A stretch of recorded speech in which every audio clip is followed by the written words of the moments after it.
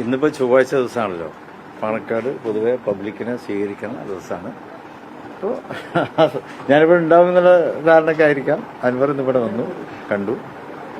അദ്ദേഹം ഇപ്പോൾ ജയിൽ മോചിതനായിട്ടാണ് വരുന്നത് എന്ന് പറയുകയുണ്ടായി. അപ്പോൾ അതാണ് ഉണ്ടായത്. ഇവിടെ വന്നിട്ടിപ്പോൾ ചായ കുടിച്ച് മുമ്പിൽ പോകും. വേറെ കാര്യമായിട്ടൊന്നും ഉണ്ടായിട്ടില്ല. പി വി അൻവർ UDF-ലേക്ക് നല്ല ചർച്ചകളൊക്കെ നടക്കുന്നുണ്ട്. അദ്ദേഹം അത്ര താല്പര്യം പ്രകടിപ്പിക്കുകയും ചെയ്തു.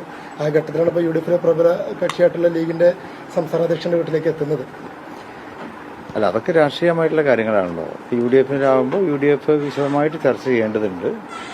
UDF ആ കാര്യത്തിൽ ചർച്ച ചെയ്ത് തീരുമാനിക്കുകയും ചെയ്യും. ഇപ്പോൾ അയാൾ ഉയർത്തിപ്പിടിക്കുന്ന പ്രശ്നത്തിൽ UDF-ന് എതിർപ്പൊന്നുമില്ല. കാരണം ഇപ്പോൾ വന നിയമത്തിലെ ഭേദഗതി കുറച്ച് സങ്കീർണമാണ്. അവിടെ ഒരു മനുഷ്യത്വപരമായിട്ട് സമീപനം ഉണ്ടായിരിക്കണം. കാരണം എന്താ വെച്ചാൽ ആ നിയമം നടപ്പി വരുമ്പോൾ സാധാരണക്കാരുടെ ജീവിതത്തിൽ വലിയ പ്രയാസങ്ങൾ ഉണ്ടാക്കുമെന്ന് തോന്നുന്നുണ്ട്. അപ്പോൾ ആ നിലക്കാണ് അൻവർ സമരം നടത്തിയിട്ടുള്ളത്. അപ്പോൾ അയാൾ ഉയർത്തുന്ന ആ പ്രശ്നങ്ങൾ, അപ്പോൾ പുതിയ വന നിയമ ഭേദഗതി അത് സർക്കാർ ഒന്നുകൂടി പുനരാലോചിക്കേണ്ടതുണ്ട്. അതിന് വരുന്ന സങ്കീർണതകൾ അത് പരിഹരിക്കേണ്ടതുണ്ട്. അല്ലെങ്കിൽ അത് സോഷ്യൽ ലൈഫിൽ കുറച്ച് ബുദ്ധിമുട്ടുണ്ടാക്കും എന്ന് ഞങ്ങൾക്ക് തോന്നുന്നുണ്ട്.